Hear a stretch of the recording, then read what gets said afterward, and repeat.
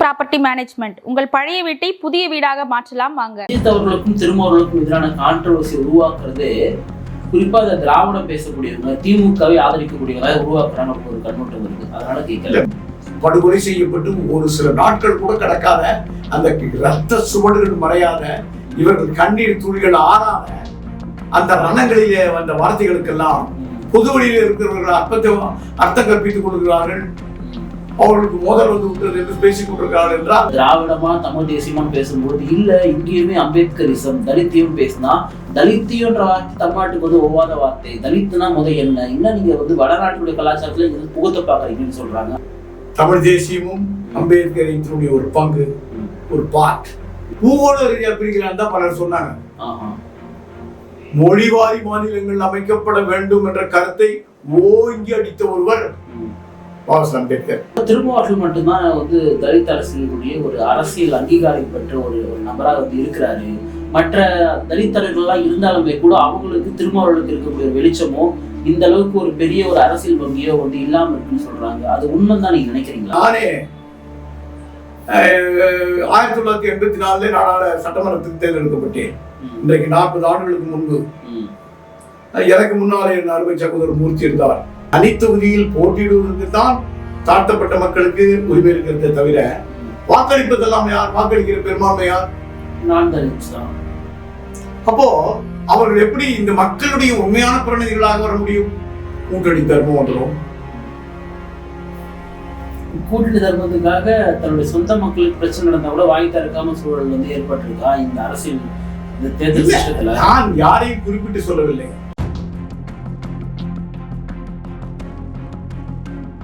தமிழ்நாடு பார்வையாளர்களுக்கு வணக்கம். இன்றைய சிறப்பு நேர்காணலில் நம்முடன் இணைந்திருப்பவர் இந்திய குடியரசுக் கட்சியினுடைய மாநில தலைவரும் முன்னாள் சட்டமன்ற உறுப்பினருமான ஐயா சேக்கு தமிழரசு அவர்கள். ஐயா வணக்கம்.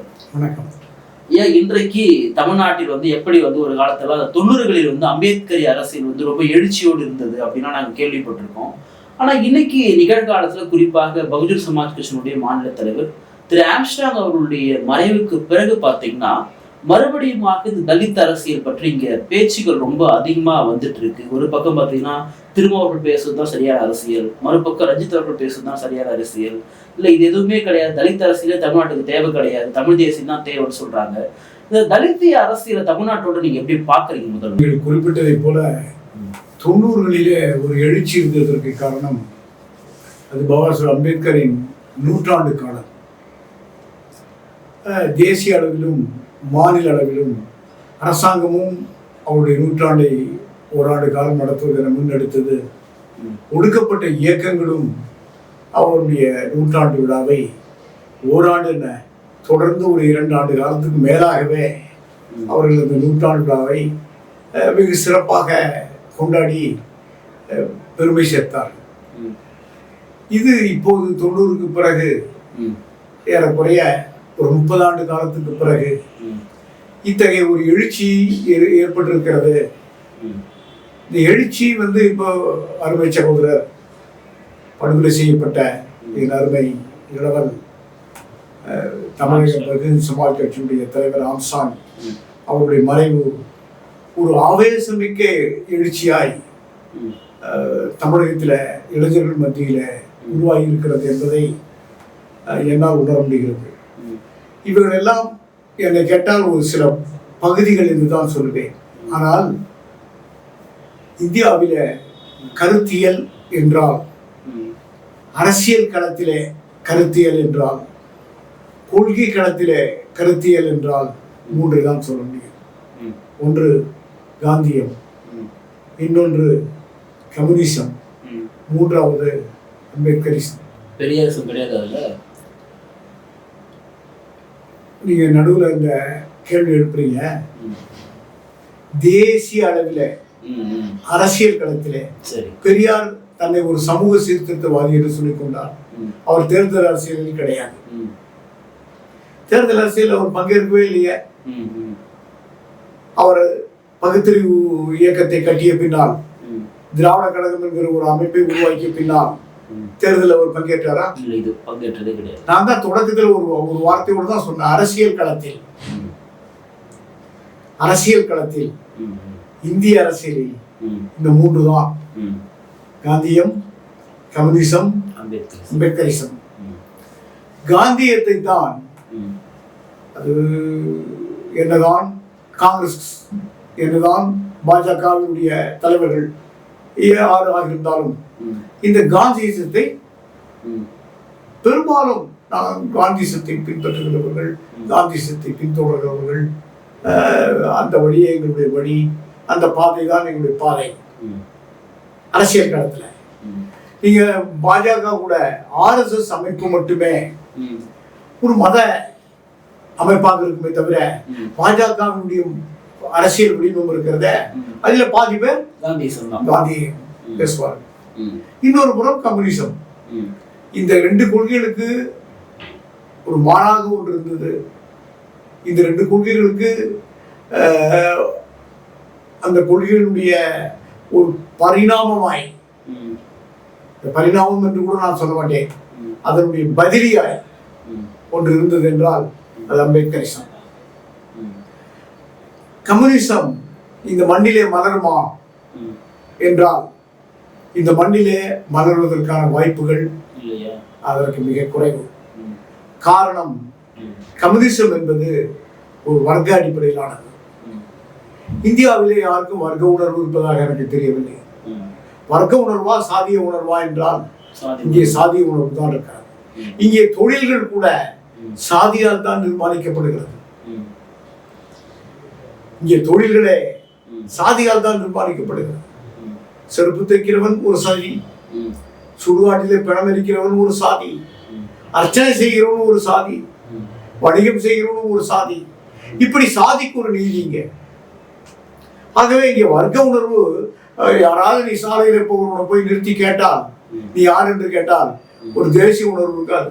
என்னை ஒரு இந்தியன் என்று சொல்ல மாட்டான். சரி, ஒரு மத உணர்வு, ஒரு இந்து, இஸ்லாமிய அப்படி கூட சொல்ல மாட்டான். வர்க்க உணர்வு, நான் ஒரு ஆலை தொழிலாளி, அச்சு தொழிலாளி, நான் ஒரு நெசவு தொழிலாளி, இப்படி எல்லாம் சொல்ல மாட்டான். எடுத்த உடனே நீங்கள் யார் என்று கேட்டால் தன்னை சாதியால் தான் அடையாளப்படுத்திக் கொள்வோம். அந்த அளவிற்கு அவன் வாழ்வோடும் அவன் வாழ்க்கையோடும் ஏந்து போன, கலந்து போன, ஒன்றாகிவிட்ட ஒன்றாக சாதி இருக்கிறது. ஆகவே சாதிய உணர்வு இருக்கிற இந்த அரசியல் களத்தில், சமூக களத்தில் காந்திசத்துக்கும் கம்யூனிசத்துக்கும் தோற்று போன காந்திசம் தோற்று போயிடுச்சு. ஆமா, காங்கிரஸ் 75 ஆண்டு கால காங்கிரஸ் உயிர்ப்போடு இருக்குன்னா அதுக்கு காந்திஸ் தானே காரணம் அப்படி சொல்ல மாட்டீங்களா? நான் சொல்லுவேன், காங்கிரஸ் கட்சி இருப்பது வேறு, காங்கிரஸ் கட்சியின் கொள்கை வேறு. 75 ஆண்டு கால சுதந்திர இந்தியாவில் 30 கோடி மக்களுக்கு 3 வேளை சோறு கிடைச்சுதா? இன்னமும் 30 கோடி மக்களுக்கு உணவு பற்றாக்குறை தான். ஒரு நாள் ஒரு வேளை பட்டினி. 75 ஆண்டு கால சுதந்திர இந்தியாவில் 30 கோடி மக்களுக்கு இன்னமும் சோறு போட கூட முடியவில்லை என்றால், இன்னமும் இந்த பூகோள ரீதியாக ஊரொன்று சேரி ஒன்று. நீங்கள் இந்தியா கிராமங்களில் வாழ்கிறது, கிராமங்கள் ஜாதியில் வாழ்கிறது. காந்தியம் என்ன சொன்னது? இந்தியா கிராமங்களில் வாழ்கிறது, கிராமங்கள் எதிலே வாழ்கிறது? சாதியத்தில் வாழ்கிறது. ஆகவே காந்தியம் தோற்று போனது 75 ஆண்டு காலத்துல. கம்யூனிசம் இந்த மண்ணிலே வர்க்க உணர்வு வராததனால், வர்க்கம் என்கிற சிந்தனையை மேலோங்காதனால், அது மனிதனுடைய உணர்வாய் தொழில் அடிப்படையிலே வளர்ந்து எழுதாததனால், அதுவும் இந்த மண்ணிலே விளைவதற்கு பாறையில விதைத்த விதையாக இருக்கிறது. அம்பேத்கரிய மட்டும்தான் இந்த முழு சமூக விடுதலைக்கான ஒரு கொள்கையிலாக எல்லாவற்றையும், அது காந்தியம், கம்யூனிசம், பெரியாரியம், சமூக அரசியல் அனைத்து களங்களையும் சேர்த்து கலந்து ஒரு புதிய பரிணாமத்தோடு ஒரு கொள்கை, அது நாளுக்கு நாள் பல தடைகளை மீறி, பல எதிர்ப்புகளை மீறி, பல ஒழிப்பு திட்டங்களை எல்லாம் உடைத்தறிந்து மேலோங்கி கொண்டிருக்கிறது என்றால் அது அம்பேத்கர். இன்னைக்கு பார்க்கலாம், காஷ்மீர்ல இருந்து கன்னியாகுமரி வரை எந்த நகரத்திலும் பாபா சாஹேப் அம்பேத்கருக்கு சிறை இல்லாத நகரம் இருக்காது. கிராமங்களிலே இருந்து மாநகரங்கள் வரை ம். அம்பேத்கர் தெரு ம். என ஒரு குடியிருப்பு இல்லாத பகுதி கிடையாது. கிடையவே கிடையாது. ம்.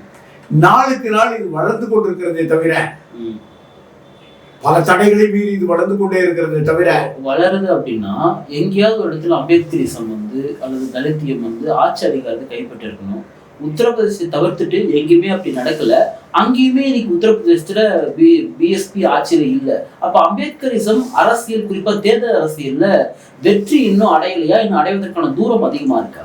உத்தரப்பிரதேசத்தினுடைய நிர்வாகத்தை பெற்ற ஒரு வெற்றி, ஒரு அடையாளம், ஆமா, ஒரு சான்று, அம்பேத்கரையும் வெல்லும் என்பதற்கான ஒரு சான்று.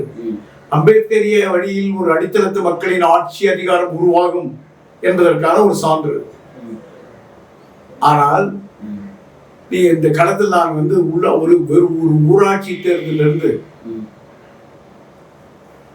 நாடாளுமன்ற தேர்தல் வரை எந்த அரசியல் கட்சி ஆனாலும் அம்பேத்கர் படம் இல்லாமல் தேர்தலிலே வாக்களை கேட்டு வர முடியுமா? முடியுமா? இல்ல, அந்த படமே வந்து பட்டியல் சமூக மக்களுடைய ஓட்டு கிடைக்கின்றதுக்கு தான் வைக்கிறாங்களே. இல்ல, நான் கேட்கிற கேள்வி, அம்பேத்கர் படம் இல்லாமல் ஒரு தேர்தலை எந்த அரசியல் கட்சியாவது சந்தித்து பார்த்திருக்கிறீர்களா? இது அம்பேத்கரிய வெற்றி இல்ல. தேர்தல் அரசியலில் தவிர்க்க முடியாது. அம்பேத்கருடைய அமைப்புகள் இருக்கிறதா, கொள்கை இருக்கிறதா, அந்த கட்சி பலமாக இருக்கிறதா, அது வேறு, அது காலத்தின் கட்டாயம். ஆனால் அம்பேத்கர் படம் இல்லாமல் ஒரு அரசியல் கட்சி இந்தியாவிலே தேர்தலை சந்தித்து நீங்கள் பார்த்திருக்கிறீர்களா?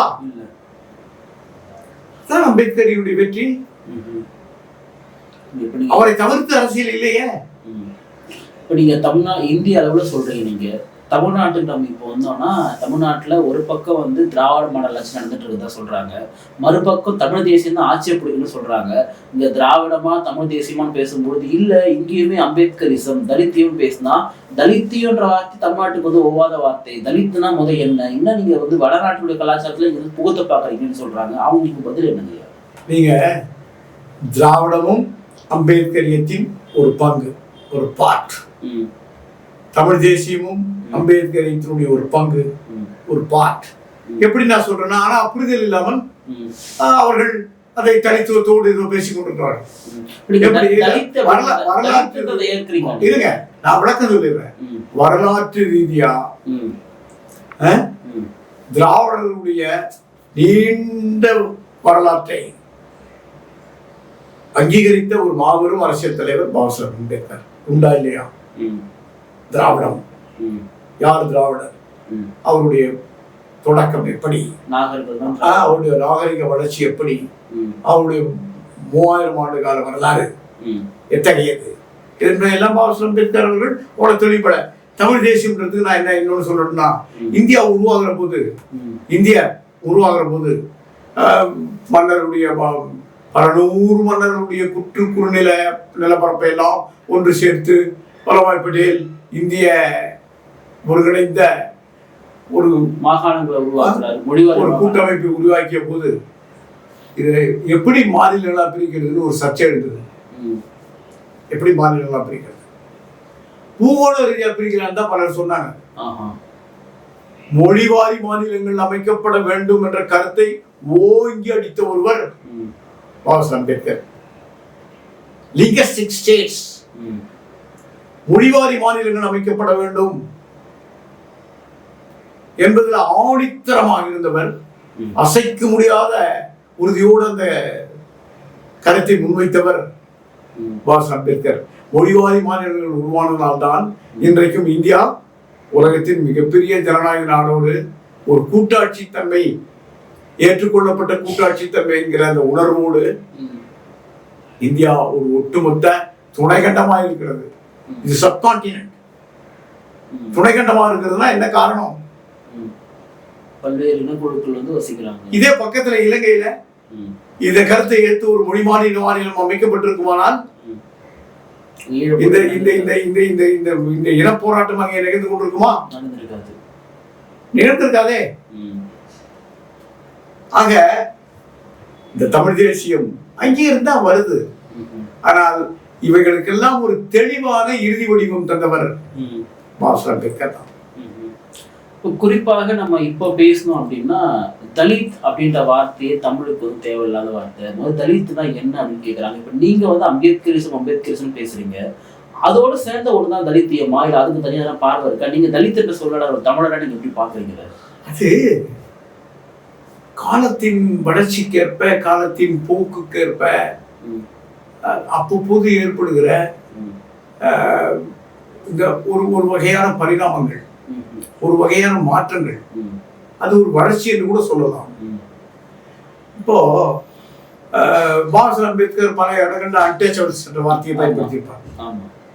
அன்டச்சபிள்ஸ். ஆனால் பிரிட்டிஷ் வந்த பிறகு 1930களுக்கு பிறகு ஷெட்யூல்டு காஸ்ட் என்ற பெயரை அவர் பயன்படுத்தியிருப்பார். ஏன் அவர் இந்த மக்களுக்காக தொடங்கிய ஒரு அரசியல் பேர் இயக்கத்துக்கு கூட all India scheduled caste federation என்றுதான் அவர் பெயர் சூட்டினார். நீங்கள் சொன்னீர்களே 90களிலே இளைஞர்கள் மத்தியிலே ஒரு வேகமும் எழுச்சியும் அம்பேத்கரிய பாதையில் ஏற்பட்டது. அந்த காலகட்டத்தில் தான் மராட்டிய மண்ணிலே அவருடைய நூற்றாண்டை ஒட்டி எழுந்த விழிப்புணர்வு சிந்தனையாளர்கள், தலித் எழுத்தாளர்கள் அவர்களெல்லாம் அவர் சில நேரங்களிலே பயன்படுத்திய தலித் என்றால் நொறுங்கிய, உடைந்த, சிதறுண்ட, இது மராட்டிய சொல். இது ஒரு மராட்டிய சொல்.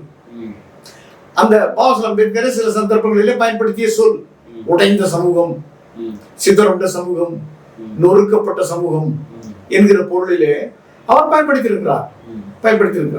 அந்த பெயரை பாபா அம்பேத்கர் கனவான மிகவும் பிற்படுத்தப்பட்டவர்கள், தாழ்த்தப்பட்டவர்கள் ஒருங்கிணைப்பு இருக்கிறத, அது கட்டாயம். அரசியலில அவர்கள் முழு விடுதலை பெறுவதற்கு, அந்த சமூகத்தினுடைய வளர்ச்சிக்கு, அந்த சமூகத்தினுடைய வளர்ச்சிக்கு, அவர்கள் அதிகாரத்தை பெறுவதற்கு இந்த ஒற்றுமை அவசியம் என்கிற அவருடைய சிந்தனை இருக்கிறத, அந்த சிந்தனைக்கேற்ற ஒரு வடிவமாய் அடித்தளத்து மக்கள் அனைவரையும் ஒருங்கிணைக்கிற ஒரு சொல்லாய் தலித் என்ற சொல்லை பயன்படுத்த தொடங்கினார்கள். அந்த சொல் இன்றைக்கு ஒரு அங்கீகாரம் பெற்ற சொல்லாகவே அரசியல் களத்துல, வரலாற்று களத்துல, இலக்கிய களத்துல, இப்படி நடைமுறையில் ஏற்றுக்கொள்ளப்பட்ட ஒரு சொல்லாகவே அந்த சொல் இன்றைக்கு இந்திய முழுமையிலும் ஒரு அடையாள சொல்லாகவே வழங்கி வருகிறது. ஆனால் அதற்கு இன்னமும் ஒரு சட்ட அங்கீகாரம் இல்லை, அரசியல் சட்ட அங்கீகாரம் இல்லை. அதுவும் காலத்தின் கட்டாயம் வரலாம். இப்போ குறிப்பாக பகுஜன் சமாஜ் மாநில தலைவர் ஆம்ஸ்டாங் அவருடைய படுகொலைக்கு பிறகாக எப்படி அந்த படுகொலைக்கான காரணம் என்ன எது சொல்லிட்டு பேசுறாங்களோ, அதே மாதிரி அந்த படுகொலைக்கு நீதி வேண்டி பேரணி நடத்தின பா ரஞ்சித் அவர்கள் மேடையில் பேசினது, பா ரஞ்சித் அவர்களுக்கும் திருமாவர்களுக்கும் எதிரான ஒரு அரசியல் கட்டமைப்பை உருவாக்கி இருக்காங்க. ரெண்டு பேருமே வெவ்வேறு அரசியல் தான் கையில வந்து எடுக்கிறதா நீங்க பாக்குறீங்களா? இந்த ரெண்டு பேருக்குமான கான்ட்ரவர்சியை நீங்க எப்படி பாக்குறீங்க? இருவருமே பாபா அம்பேத்கரை தலைவராக ஏற்றுக்கொண்டவர்கள், அவருடைய கொள்கைகளை பேசுகிறவர்கள். ஒருவர் அமைப்பு ரீதியாக இருக்கிறார், ஒருவர் அதை ஒரு பண்பாட்டு அமைப்பாகவே வைத்திருக்கிறார் தவிர இன்னும் அரசியல் களத்துக்கு வரவில்லை. இந்த சந்தர்ப்பங்களிலே உணர்ச்சி பூர்வமாக அவர்கள் பேசுகிற மொழிகளுக்கெல்லாம் ஒவ்வொருவரும் ஒரு பொருள் கற்பித்து அந்த இரு இளைஞர்களுக்கு மத்தியில ஏதோ ஒரு இனம் புரியாத பிரிவு ஏற்பட்டு விட்டதை போல, பிளவு ஏற்பட்டு விட்டதை போல, மோதல் ஏற்பட்டு விட்டதை போல சில கற்பிதங்கள் செய்து கொண்டிருப்பது அவர்களுடைய பார்வை, அவர்களுக்கு பலனளிக்கக்கூடிய பார்வை என்றுதான் நான் கருதுவேனே தவிர அதுல பெரிய முரண்பாடு இருப்பதாகவோ வேறுபாடு இருக்கிறதாவோ எனக்கு தெரியவில்லை. ரெண்டு பேரும் பிரிக்கலாம் முடியாதுன்னு சொல்ல வரீங்களா? இல்ல, ஒரு சம்பவம் நடந்திருக்கிறது, அது அவர் ஒரு வகையா பார்க்கலாம், இவர் ஒரு வகையா பார்க்கலாம். ஆனால் அந்த சம்பவத்தை யாருமே நியாயப்படுத்தலையே. யாராவது நியாயப்படுத்தினார்களா? இல்ல, அவர்கள் அதற்கான காரணங்களை சொன்னதில் மாறுபட்டு இருக்கிறார்களா? அவருக்கு ஒரு தோற்றம் தெரியலாம், இவருக்கு ஒரு தோற்றம் தெரியலாம். இன்னும் அந்த கொலைக்கான காரணங்களை, முழு காரணங்களை யாரும் கண்டறிய முடியவில்லை. அப்போது ஆளுக்கு ஒரு தோற்றம் ஏற்படுவது சில நேரங்களிலே இயல்பானது. ஆகவே அதை வைத்துக் கொண்டு அவர்களை மோத விடுவது என்பது தலித் அரசியலுக்கு ஆரோக்கியமானதல்ல. யார் மோத விடுறாங்கன்னு நினைக்கிறீங்க? யார் மோத விடுறாங்கன்னு நினைக்கிறீங்க? பொதுவெளியில் இருப்பவர்கள். நான் தலித்ஸ் புரிஞ்சுக்க முடியுமா? பொதுவெளியில் இருக்கிறவர்கள். நீங்க அதை எப்படி வேணா சொல்லிங்க. இல்ல என்னுடைய பார்வையில அவர்கள் பொதுவெளியில் இருக்கிற. பெரும்பாலும் என்னவா வருது அப்படின்னா கண்ணோட்டம், ரஞ்சித் அவர்களுக்கும் திருமாவர்களுக்கும் எதிரான கான்ட்ரவர்சி உருவாக்குறது குறிப்பா அந்த திராவிடம் பேசக்கூடியவங்க, திமுகவை ஆதரிக்கக்கூடியவங்க உருவாக்குறாங்க அப்படின்னு ஒரு கண்ணோட்டம் வருது. அதனால கேட்கல. ரெண்டு பேருமே அவங்க திமுக அல்லது திராவிடம் ரெண்டு பேருமே அந்த திராவிட பார்வை உண்டு. இவரும் ஓட்டு போட்டு ரெண்டு பேருமே திராவிட பார்வை உண்டு. அது அவர்களே பல சந்தர்ப்பங்கள்ல அவர் வெளிப்படுத்தியிருக்காங்க, பார்வை உண்டு. ஆனா இந்த சம்பவத்துல அவர்களுக்கு ஒரு தோற்றம் இருந்து அந்த உணர்ச்சி பூர்வமாய், அதுவும் எந்த எந்த எந்த எந்த கட்டம் அவர் படுகொலை செய்யப்பட்டு ஒரு சில நாட்கள் கூட கடக்காத, அந்த ரத்த சுவடுகள் மறையாத, இவர்கள் கண்ணீர் துளிகள் ஆறாத அந்த ரணங்களிலே வந்த வார்த்தைகளுக்கெல்லாம் பொதுவெளியில் இருக்கிறவர்கள் அர்த்தம் கற்பித்துக் கொடுக்கிறார்கள். அவர்களுக்கு மோதல் வந்து விட்டது என்று பேசிக் கொண்டிருக்கிறார்கள் என்றால் இதெல்லாம் விட்டு தள்ள வேண்டியதுதான். திருமா பேசுறதுதான் சரி, ரஞ்சித்துக்கு ஒண்ணுமே தெரியல, அரசியலே தெரியல அப்படின்னு சொல்லிட்டு பேசுறாங்க இல்லையா? திருமாவர்கள் இருக்கக்கூடிய அந்த ஒரு பற்று பாசம் நானும் பார்த்தேன். அப்படி ஒண்ணும் நேருக்கு நேர் மோதல் எதுவும் இல்லை. இல்ல, அப்படி நிறைய பேர் எழுதுறாங்க, பேசுறாங்க. சோகால்டு இந்த திராவிடத்தின் புயல் அறியப்பட்ட நல்ல முற்போக்காளர் இல்ல. கருத்து 4 அறிஞர்கள் இருந்தால் அந்த இடத்துல 5 கருத்துக்கள் கொடுத்தா ஒன்னும் ஒரு பழமொழி.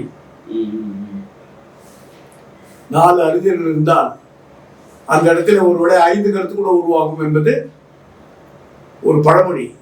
அது எப்படிங்க 4 பேர் தானே 5 கருத்துன்னா ஒருவரே மாற்று கருத்து சொன்னாலும் சொல்லலாம்.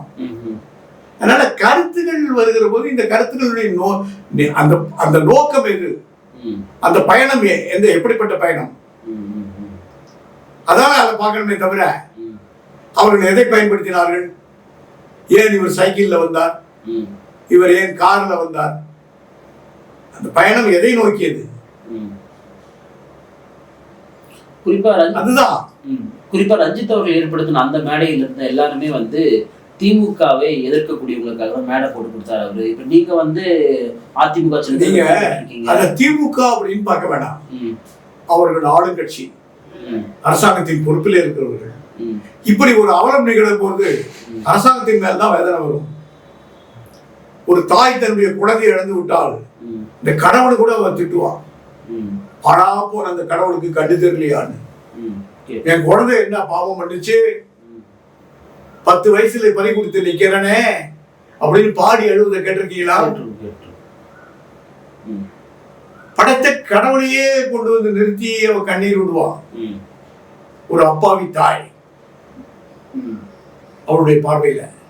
அதனால இதற்கெல்லாம் வந்து இவர்கள் பிரிந்திருக்க வேண்டும் என்று விரும்புகிறவர்கள், நினைக்கிறவர்கள், இவர்கள் பிளவிலேதான் எல்லாமும் இருக்கிறது என்று புரிந்து வைத்திருக்கிறவர்கள் எப்பவுமே ஒடுக்கப்பட்ட மக்களை, தலித் மக்களை எழுகிற போதெல்லாம் அவர்களை பிரித்து பார்ப்பது, பிளவுபடுத்தி பார்ப்பது, இதில் மகிழ்ச்சி அடைவார்கள்.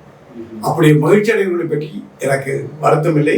ஆனால் அதெல்லாம் நிழல். குறிப்பா ஆம்ஸ்ட்ராங் அவருடைய படுகொலைக்கு பிறகாக அவர் முன்னெடுத்த அரசியல், குறிப்பா அவர் பேசின மேடை பேச்சுகள், இது எல்லாமே இன்னைக்கு வந்து ட்ரெண்டிங் ஆகுது, வைரல் ஆகுது. என்னடா இப்படி ஒரு ஆளுமை உள்ள ஒரு அரசியல் அறிவுள்ள ஒரு தலைவரை வந்து நம்ம வந்து தெரிஞ்சுக்காம விட்டுன்னு சொல்லி நிறைய பேர் இன்னைக்கு வந்து பேசுறாங்க, அவரை பற்றி எழுதுறாங்க. இப்படி ஒரு தலைவர் உயிரோடு இருக்கும்பொழுது, குறிப்பாக தலித் தலைவர்கள் வந்து இருக்கும்பொழுது அவங்கள வந்து பொது சமூகம் வந்து கவனிக்க தவறுதா, இல்லை ஊடகங்கள் அவங்கள கவர் பண்ண விரும்பாம இருக்காங்களா? நீங்க எப்படி பாக்குறீங்க? இதுக்கு அவருடைய மறைவுக்கு பிறகு அவருடைய பேச்சுக்கள்லாம் இன்னைக்கு இவ்வளவு வைரல் ஆகுது, பல லட்சம் பேர் பாக்குறாங்க அவருடைய பேச்சுக்களை. அதை எப்படி பாக்குறீங்க நீங்க? ஒரு கவிஞனோ ஒரு எழுத்தாளனோ எப்போது நிரந்தர அடையாளத்துக்கு உள்ளாகிறான்? இறப்பிற்கு பிறகா? ஒன்று, அவன் சமூகத்தில் ஒரு பெரிய வெற்றி பெற வேண்டும், இல்லாவிட்டால் அவன் விழுந்து கொள்ள வேண்டும். அப்போதுதான் பேசப்படுவான். விழுந்துபடுகிற போது பேசுவதெல்லாம் தான் உண்மையாகவே அந்த விமர்சனங்கள் எல்லாம் பெரும்பகுதி உண்மையானதாக இருக்க முடியும். ஏன்னால் வாழ்கிற போதோ அவரை வாழ்த்துகிறவர்களை விட அவனை எதிர்ப்பவர்களிலே வலிமை மிக்கவரும் இருப்பார்கள். ஆனால் வீழ்ந்துபட்ட பின்னால் இந்த விமர்சனங்களிலே ஒரு பொது நெறி இருக்கும். அது மானிடத்தின் இயல்பு. இப்போ ஆம்ஸ்ட்ராங் அவருடைய இந்த நேரத்தில் அவங்க உண்மைகளை பேசுகிறார். உண்மைகளை பேசுகிற போது அந்த யதார்த்தங்கள் வெளிச்சமாக பரவலாக மக்களுக்கு தெரிகிறது. அவ்வளவுதான். அவர் அப்போதும் அப்படித்தான் இருந்தார். அவர் மறைந்த பிறகும் பேசியதும் அப்படியே தான் இருக்கிறது. ஆனால் அப்போது யாரும் பெருசா பார்க்கல. அது பேசப்படவில்லை. அது பேசப்படுவதாக. குறிப்பா திருமாவளவன் மட்டும்தான் வந்து தலித் அரசியலுடைய ஒரு அரசியல் அங்கீகாரம் பெற்ற ஒரு நபராக வந்து இருக்கிறாரு. மற்ற தலித் தலைவர்கள்லாம் இருந்தாலுமே கூட அவங்களுக்கு திருமாவளவனுக்கு இருக்கக்கூடிய வெளிச்சமோ இந்த அளவுக்கு ஒரு பெரிய ஒரு அரசியல் வங்கியோ வந்து இல்லாம இருக்குன்னு சொல்றாங்க. அது உண்மைதான் நீங்க நினைக்கிறீங்களா? இன்றைக்கு அவர் பேசப்படுகிறவராய் அங்கீகாரம் பெற்றவராய் இருக்கிறார் என்பது நிதர்சனம். அதில் ஒண்ணு யாருக்கும் மாறுபட்ட கருத்து இல்லை. ஆனால் தலித் இயக்க வரலாறு என்பது ஒரு நீண்ட வரலாறு. புத்தர் காலத்திலிருந்து தேசிய அளவில, தமிழகத்திலே வள்ளுவர் காலத்திலிருந்து எல்லா சிந்தனையாளர்களும் பகுத்தறிவாளர்களும் மனிதனே முக்கியவர்களும் சாதி இரண்டொழிய வேறு இல்லை என்ற ஔவையார் காலத்திலிருந்து ஒரு காலகட்டத்தில் ஒவ்வொருவர் பேசிக் கொண்டிருந்திருக்கிறார்கள். அதுக்கு பொதுவாகவே பிரிட்டிஷ் இந்தியா முதல்ல அரசியல் சட்டம் இல்லாமல் உருவான ஒரு இந்தியா, ஒரு ஆளுகைக்கு கட்டுப்பட்ட ஒரு மண். அப்ப இருந்து இப்ப வரைக்கும் தலித் தலைவர்கள் எவ்வளவு பேர் இருந்திருக்காங்க. ஒவ்வொரு தமிழ்நாட்டில் எடுத்துக்கிட்டீங்கன்னா ஒரு அயோத்தியாச பண்டிதருடைய அந்த ஆய்வுகளுக்கு நிகரா இந்த காலகட்டத்தில் கூட நம்ம வியப்படைகிற அளவுக்கு ஒப்பிட முடியாத அளவிற்கு அவர் பெரிய ஒரு ஆய்வு அறிஞராக இருந்திருக்கிறாரா இல்லையா? தாத்தா ரெட்டமலை சீனிவாசன் அம்பேத்கரோடு வட்டமேசை மாநாட்டுக்கு போய் வட்டமேசை மாநாட்டுக்கு வந்திருந்த பிரதிநிதிகள் எல்லாம் மெய்சிற்கு வைக்கிற அளவிற்கு, கூர்ந்து கவனிக்கிற அளவிற்கு, அவர்கள் பார்வையில படங்கிற அளவுக்கு என்ன செஞ்சார் தெரியுமா? வாய்ப்பத்தி கை கட்டி மெக்னாட் இதுல நின்று என்ன அப்படின்னு கேட்டா, நான் ஒரு தீண்டப்படாதவன்னு எழுதி வச்சு என்ன ஆச்சுன்னா, இப்படித்தான் இருக்கிறேன் இந்தியாவில், இப்படித்தான் எங்களை நடத்துகிறார்கள் என்று புரிய வைத்தாரா இல்லையா? மெக்னாட் கேட்ட கேள்வி இருக்கிறத, அப்படியா ஒரு தாழ்த்தப்பட்டவன் இந்தியாவில கீழே விழுந்து விட்டால் கூட யாரும் தூக்கி நிறுத்துவது கூட தொடமாட்டார்கள். அந்த மனிதாபிமானம் கூட இல்லாதவர்கள் சாதியத்தின் ஆதிக்கத்தால் இதை புரிய வைத்தாரா இல்லையா? அது எவ்வளவு பெரிய சமூக போராளி. இதை போன்ற போராளிகள் தான் இல்லையா? அவர் அந்த காலத்துல எம்எல்சியா இல்லையா? தேர்ந்தெடுக்கப்படவில்லையா? இதை போல எங்களுடைய இந்திய குடியரசு கட்சிக்கு 10க்கும் மேற்பட்ட நாடாளுமன்ற உறுப்பினர் இருந்தார்களே இந்தியாவில். எல்லா மாநிலத்திலும் பிரதிநிதித்துவம் இருந்தது. தமிழ்நாட்டில், கர்நாடகாவில், ஆந்திராவில், மராட்டி மண்ணில், உத்தரப்பிரதேசத்தில், மத்திய பிரதேசத்தில், பஞ்சாபில். ஒரு அரை நூற்றாண்டு காலத்துக்கு முன்னாடி இந்திய குடியரசு கட்சி பஞ்சாபிலே கூட்டணி மந்திரி சபையில் இடம்பெற்றிருந்தது. அரை நூற்றாண்டு காலத்துக்கு முன்பு பஞ்சாபில் குடியரசு கட்சி கூட்டணி மந்திரி சபையில் இடம்பெற்றிருந்தது. மகாராஷ்டிராவில் கூட்டணி இடம்பெற்றிருந்தது. எத்தனையோ எல்லா மாநிலங்களும் சட்டமன்றம். ஏன் நானே 1984 நாடாள சட்டமன்றத்துக்கு தேர்ந்தெடுக்கப்பட்டேன். இன்றைக்கு 40 ஆண்டுகளுக்கு முன்பு. எனக்கு முன்னாலே என் அருமை சகோதரர் மூர்த்தி இருந்தார். அதற்கு முன்னாலே என்னுடைய அருமை அண்ணன் KPS மணி இருந்தார். அதற்கு முன்னாலே எங்களுடைய தலைவர்கள், எங்களுடைய மூத்த தலைவர்கள் எல்லாம் S.R. முனுசாமி போன்றவர்கள் எல்லாம் இருந்தாங்க. A. ரத்னம், உரிமை ரத்னம். எப்போ 52ல முதல் பொது தேர்தலில் எங்களுடைய கட்சி வெற்றி பெற்று சட்டமன்றத்துக்கு போனத இந்த தொடர்ச்சி இருந்துதான் இருக்கு. காலத்துக்கு ஏற்ப வெளிச்சம். இப்ப நம்ம காலத்துல வாழ்றோம், நாம் பார்க்கிறோம். அதனால இது வெளிச்சம் மிகுந்ததாக இருக்கிறது.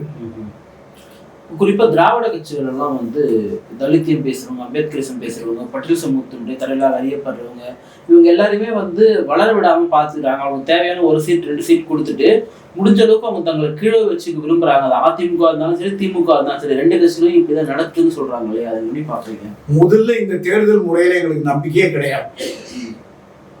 எப்படி நடத்தணும்? இந்த தேர்தல் முறை தாழ்த்தப்பட்ட மக்களுக்கு ஏற்ற தேர்தல் முறையே இல்லை. தாழ்த்தப்பட்ட மக்களுக்கான தேர்தல் முறையே இது இல்லை.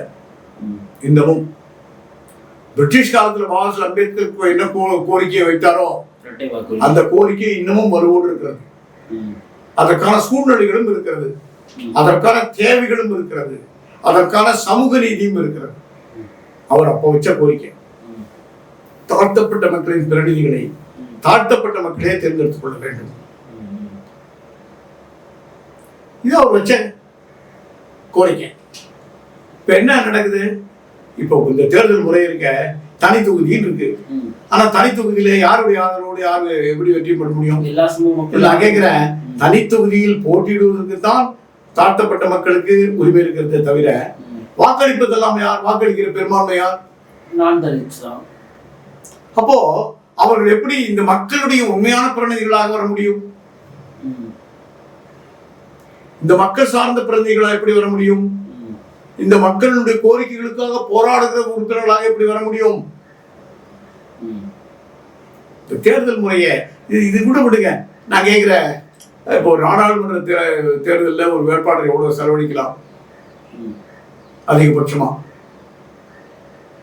எவ்வளவு செலவழிக்கலாம்? 90 லட்ச ரூபாய் வரையில செலவழிக்கலாம்.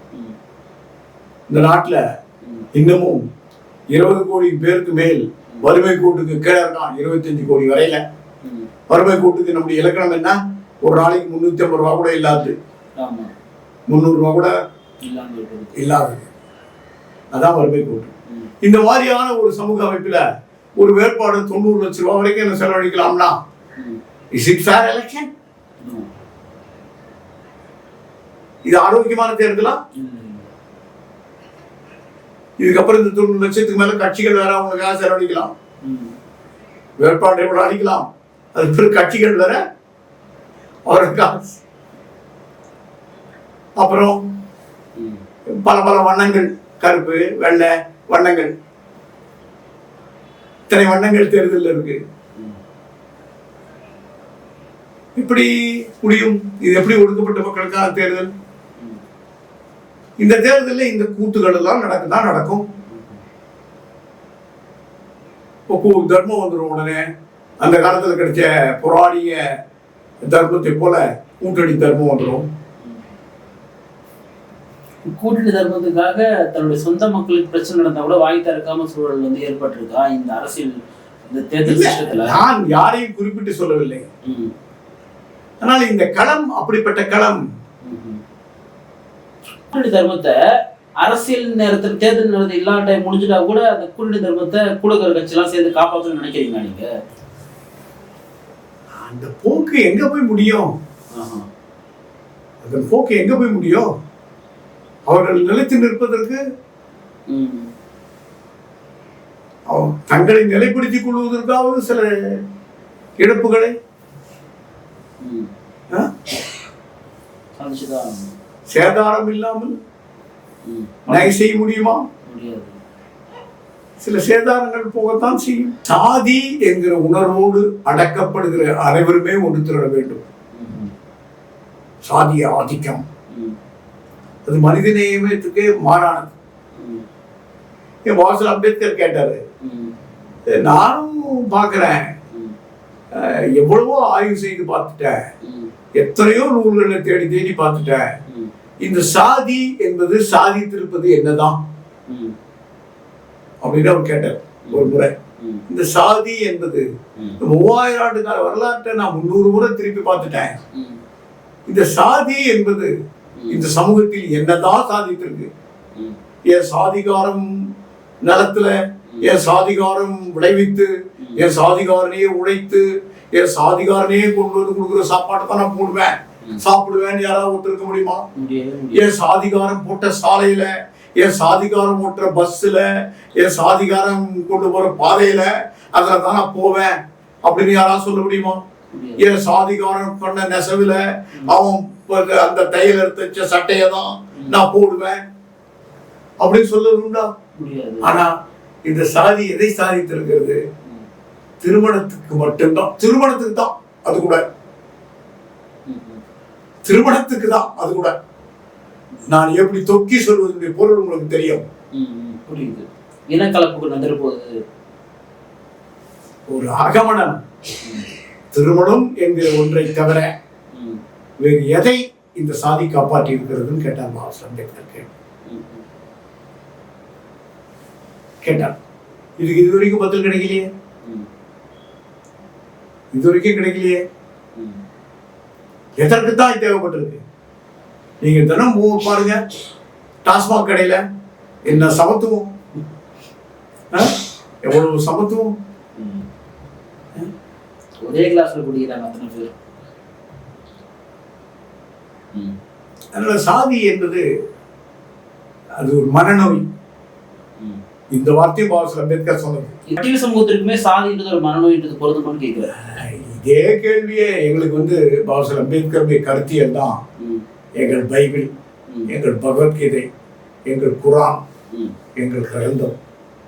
இதே கேள்வியை இதே போல ஒரு ஊடக பத்திரிகையாளர் பாபா அம்பேத்கர் கேட்டார், என்ன தாழ்த்தப்பட்ட மக்களுக்கு கூட சாதி பிரிவு இல்லையா? அதுக்கு அவர் சொன்ன பதில் இருக்குல்ல, ஆம் இருக்கிறது. ஆனால் தான் நான் முதல்ல சொல்லிக் கொடுத்தவனை எடுத்துக் கொண்டிருக்கிறேன்.